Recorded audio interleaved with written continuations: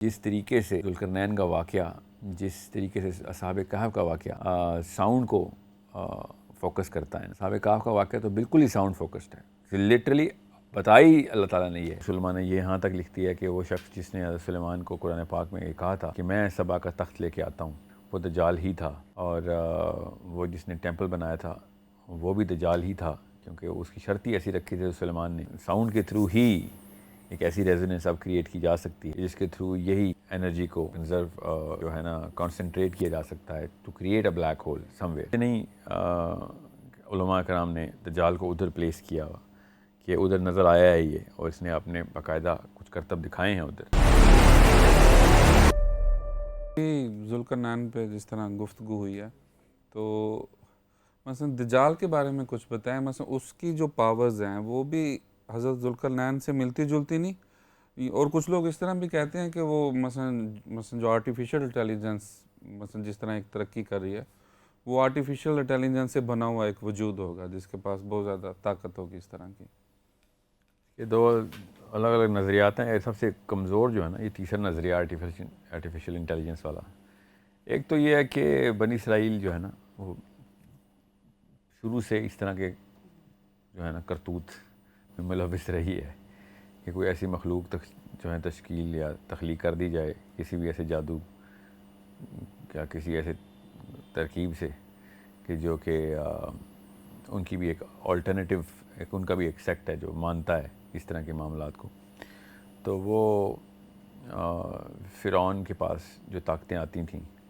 یا آ چکی تھیں یا یہ جو سمجھتے ہیں کہ تھیں، اس کو ری انکارنیٹ کرنے کے لیے جو بھی کوششیں کی جائیں گی، وہ فار ایگزامپل اسی کا ڈی این اے اس کی ممی میں سے نکال کے اس کو دوبارہ سے کلون کیا جائے، کیونکہ جو قصے ان کے پاس ہیں فرعون کے وہ واقعی میں ایسے ہی ہیں کہ جو ایک اسپیشل قسم کی مخلوق تھی وہ، جو کہ ایک آلٹرنیٹیو ویو ہے. میرا اپنا ویو تو یہ نہیں ہے بہرحال، کیونکہ بنی اسرائیل کی ہسٹری بھری پڑی ہے. حضرت سلیمان کے دور سے، داؤد علیہ السلام کے دور سے حضرت سلیمان کے پاس کافی علماء کرام نے یہ لکھا بھی ہے کہ یہ جو سیکنڈ ٹیمپل بنا تھا حضرت سلیمان نے جو بنوایا تھا تو اس کے لیے کچھ شرائط رکھی تھیں. اور کچھ علماء نے یہ یہاں تک لکھتی ہے کہ وہ شخص جس نے حضرت سلیمان کو قرآن پاک میں یہ کہا تھا کہ میں سبا کا تخت لے کے آتا ہوں، وہ دجال ہی تھا. اور وہ جس نے ٹیمپل بنایا تھا وہ بھی دجال ہی تھا، کیونکہ اس کی شرط ہی ایسی رکھی تھی سلیمان نے کہ یہ محل تو بنے گا، یہ ٹیمپل تو بنے گا، مگر اس کی بننے کی آواز نہیں آنی چاہیے، ایک بھی کسی بھی چیز کی آواز نہیں آنی چاہیے. بڑی سخت شرط تھی، فزکس کے لاز کے اگینسٹ شرط تھی کہ کیسے آواز نہ آئے. پوری بلڈنگ تعمیر ہونی ہے تو آواز تو آئے گی، مگر اس نے یہ کام لے لیا تھا اپنے ذمے اور بغیر آواز کے ہی بلڈنگ بنائی تھی. آواز ایک ایسی چیز ہے جو کہ داؤد علیہ السلام کے پاس، حضرت سلیمان علیہ السلام کے پاس یہ ایک ایسے انبیاء ہیں جن کے پاس ایک معجزہ تھا آواز کو کنٹرول کرنے کا، ساؤنڈ کو کنٹرول کرنے کا. اور ساؤنڈ کے تھرو ہی ایک ایسی ریزوننس اب کریٹ کی جا سکتی ہے کہ جس کے تھرو یہی انرجی کو کنزرو جو ہے نا کانسنٹریٹ کیا جا سکتا ہے to create a black hole somewhere. تو کیا پتہ اس کے تھرو ہی کوئی ایسے معاملات کیے جائیں، کیونکہ جب اہرام مصر بنانے کی بات آتی ہے تو سائنس تو نہیں ابھی تک ایکسپلین کر سکی کہ اہرام مصر کیسے بنے تھے. داؤد علیہ السلام کو اور سلیمان علیہ السلام کو آواز ہی کے تھرو جو معجزے ملے تھے آواز کے، ساؤنڈ کے، تو وہ اس کو اس اینگل سے دیکھنا ضروری ہے. کیونکہ ایسے نہیں علماء کرام نے دجال کو ادھر پلیس کیا کہ ادھر نظر آیا ہے یہ، اور اس نے اپنے باقاعدہ کچھ کرتب دکھائے ہیں ادھر، جس کے تھرو یہ بات تو واضح ہے کہ سلیمان نے جب کہا کہ یہ ٹیمپل کون بنائے گا، شرط کیا رکھی کہ آواز نہیں آنی چاہیے، کسی بھی اینٹ پہ اینٹ رکھنے کی بھی یا کچھ بھی کہیں سے بھی آواز نہیں آنی چاہیے. تو کسی نے بھی یہ چیلنج ایکسیپٹ نہیں کیا سوائے ایک بندے کے جس نے یہ بنایا. عجیب سی بات تو یہ ہے کہ جب وہ ٹیمپل بن گیا تو یہ بندہ ٹیمپل کے اندر ہی تھا، اور جب اس کو ڈھونڈا گیا کہ اس نے بنا دیا، اس کو انعام اکرام دیا جائے، ہاں جی آپ نے کر کے دکھا دیا، تو یہ ملا نہیں، یہ غائب ہو چکا تھا. تو یہ ایک چھوٹا واقعہ نہیں ہے، یہ بہت بڑا واقعہ ہے. اور اسی اینگل سے داؤد علیہ السلام کے معجزے کو بھی دیکھا جائے تو پتہ چلتا ہے کہ ساؤنڈ جو ہے it's a very peculiar technology. اور بنی اسرائیلی کو تھوڑا سا کھینچے پیچھے تو موسیٰ علیہ السلام کے ٹائم پہ جب فرعون نے مصر کے اوپر یہ سارا معاملہ رکھا ہوا تھا. تو مصر میں جو اہرام مصر کی تخلیق ہے جس طریقے سے وہ بنائی گئی ہے, سائنس تو نہیں ابھی تک بتا سکی کہ 70 ٹن کے پتھر ستون ہیں, 25 لاکھ سٹونز کا ایک پیرامڈ ہے, اور اندر جو 70 ٹن کے پلرز ہیں وہ 350 فٹ اوپر تک کیسے لے کے گئے.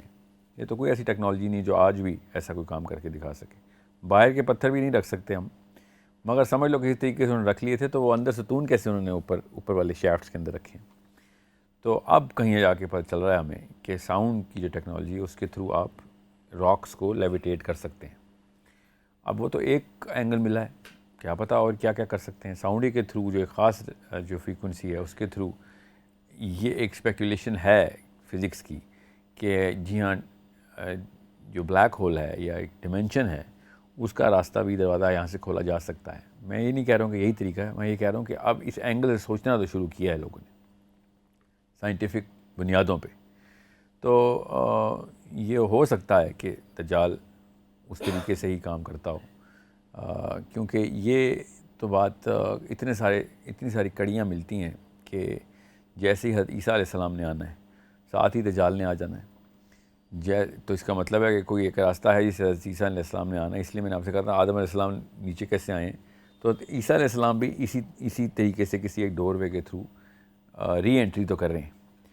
اور وہ ری انٹری جو ہے وہ پکی بات ہے کہ